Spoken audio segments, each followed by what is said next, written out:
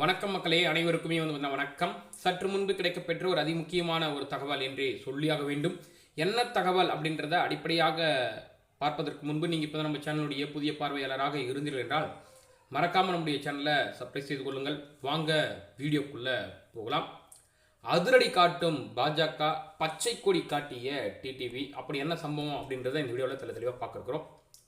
புதுக்கோட்டையில் 2026 கூட்டணி ஆட்சி தான் அப்படின்னு சொல்லிட்டு அதிமுக பாமக உட்கட்சி பிரச்சனையில் பாஜக தலையிடுவது எந்த தவறும் இல்லை என டிடிவி தினகரன் தெரிவித்திருக்கிறார்.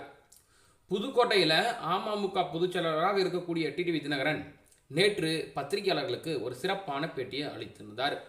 அதில் கீழடி அகழ்வாராய்ச்சியில் பல்வேறு தொன்மையான பொருட்கள் கிடைத்தாலும் அதன் காலம் உள்ளிட்டவை அறிவியல் பூர்வமாக நிரூபிக்க வேண்டும்.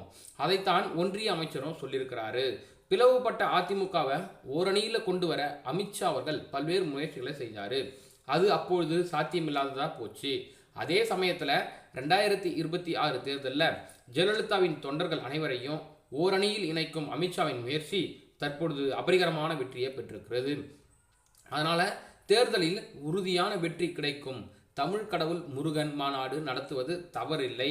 2026 தேர்தலில் தேசிய ஜனநாயக கூட்டணி ஆட்சி தமிழகத்தில் அமையப்போவது உறுதி.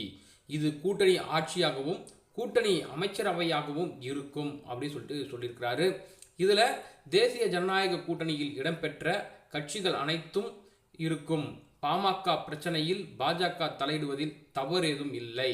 ஏனென்றால் 2024 நடந்த நாடாளுமன்ற தேர்தலில் பாஜகவோடு பாமக கூட்டணி வைத்திருக்கிறாங்க.